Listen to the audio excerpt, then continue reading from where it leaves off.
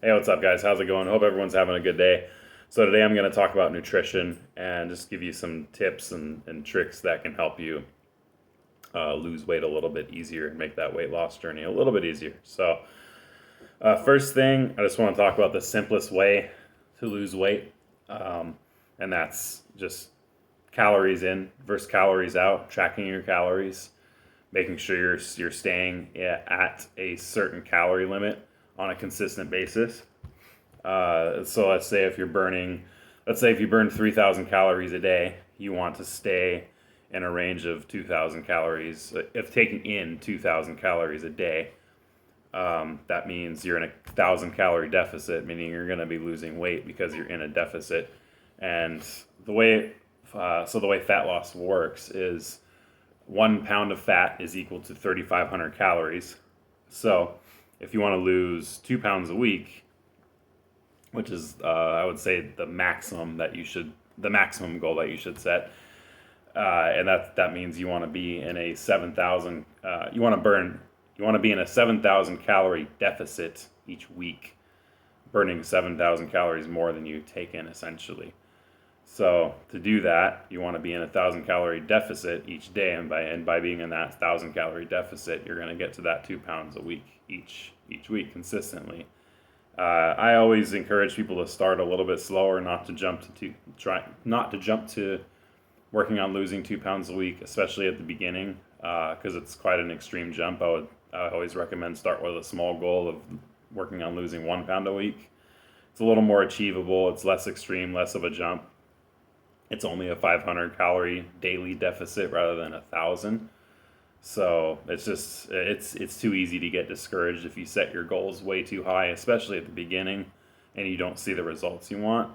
So if you set a goal to lose 1 pound a week, it's just you're more likely to see the results that you want to see, and you'll get more encouragement. And then from there, once you get some habits built in and kind of get in your routine, it makes it a little bit easier to increase your goals, make your goals a little bit more challenging. So one little tip as well with food. So there's different ways to measure your food out. You can get a scale, a digital scale. Those are great. They're pretty cheap. You can get them for like 15, 20 bucks probably on Amazon. But yeah, digital scales are a great way to measure out your food, your fats, your proteins. Another way to measure food is holding out the palm of your hand. So one one serving of protein is the palm of your hand. So you open the palm of your hand, look at the size of it. That's a serving of protein. A serving of fat, you hold out your fist. That's one serving of fat. One serving of carbs. Or sorry, no, I said that wrong. A serving of fat is you hold out your serving of carbohydrates is you hold out your fist. One serving of fat is your thumb. So I got those mixed up. So your fat is your thumb. That's a serving, and carbohydrates is you hold out a fist. That's a serving of carbohydrates. Big difference there. Don't think of serving of fat as your fist. That's a lot of fat, because fat it's the most calorie dense nutrient. There's 9 calories per gram of fat. So very, very calorie dense. And then so with carbohydrates, there's 4 calories per gram. So that's just the difference in the density of those nutrients. So that's why it's recommended to eat more carbohydrates, to have a higher percentage of carbohydrates than you do fats and proteins in your diet, because they're not very dense.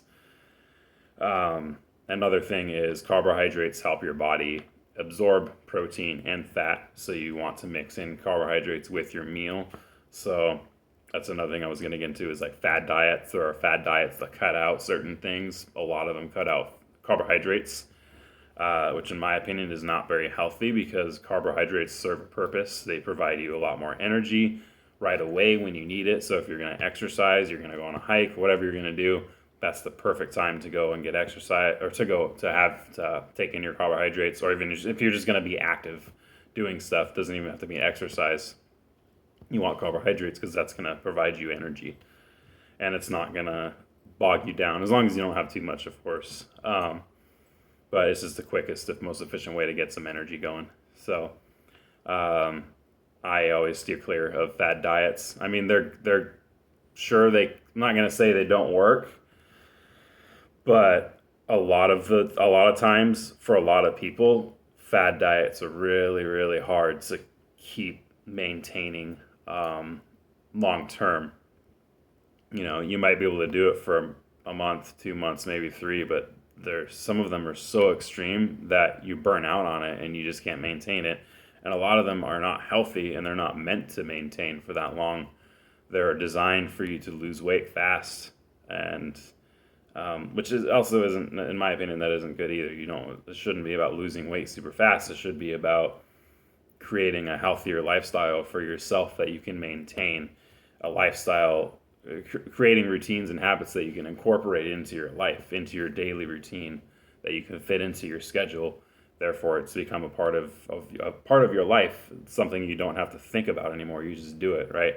So that's more what I teach, what I like to do, helping people create a good lifestyle rather than lose weight really fast, go on this extreme diet, this extreme workout routine. I just like everything to be balanced and something that's that's attainable and maintainable, essentially. So yeah, I always steer clear of fad diets for those reasons. It's just too extreme, not necessarily the most healthy thing in the world. If you're gonna if you want to do a fad diet, I'm not gonna say don't. I would just encourage caution and just be careful. And if, let's say, you do one for a month and you lose a bunch of weight, that's great.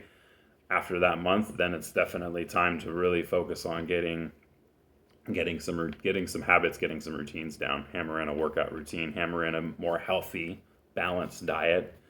And so yeah, if you're doing a fad diet, I would definitely recommend after the first month or so, hammer in some good routines for sure. As far as nutrition goes, that's pretty much what I got. If you guys have any questions, leave any comments. And yeah, that's what I got for you guys. Hope this video is helpful. And you guys have a good week. Hope you all had a good Thanksgiving and enjoyed your families. And everyone take care.